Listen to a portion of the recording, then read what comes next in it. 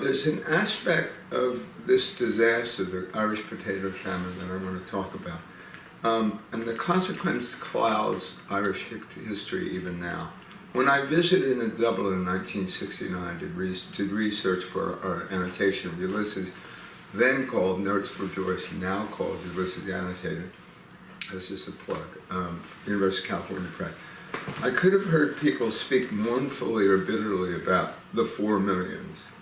Anyone then familiar with the term, anyone out there? Well, the population of Ireland was roughly 8 million people before the potato famine, and approximately 4 million people were remaining after the potato famine. You lost half of the population, which is a staggering number. Between 1845 and 1852, about 2/5 of the population was solely reliant upon the potato. Why?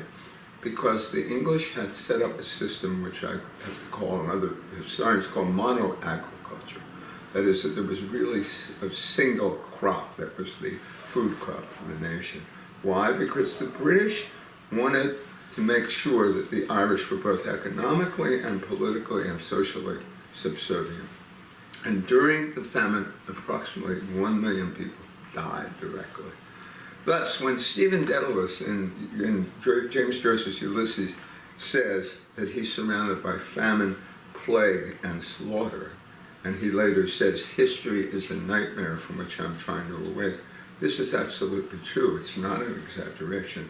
And in chapter 2 of Ulysses, Stephen counters headmaster Garrett Deasy's smug Victorian platitude, all history moves toward one great goal, the manifestation of God, with I am surrounded by famine, plague, and slaughter, and history is a nightmare from which I'm trying to awake. History is a nightmare from which I'm trying to awake.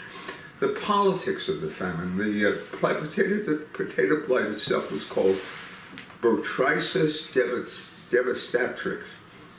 One English scientist who could have helped but didn't want to be controversial, one scientist could have helped but didn't want to be controversial because at the time that he could have helped, he was being nominated for the British Academy of Sciences. The British government insisted that Ireland continue to feed England in spite of the crop failure, the potato crop failure. And from 1846 to 1848, the Irish exported 300,000 tons of grain to England annually. The guy that I am the most villainous of the Britishers is a gentleman called Charles Trevelyan, who is the Assistant Secretary to the Treasury, who received a knighthood for his services while Ireland starved. And Trevelyan wrote, and this is a quote, "The famine is a direct stroke of all merciful providence." It's enough to make you incredibly annoyed with the British and with the Trevelyan. So that's basically it.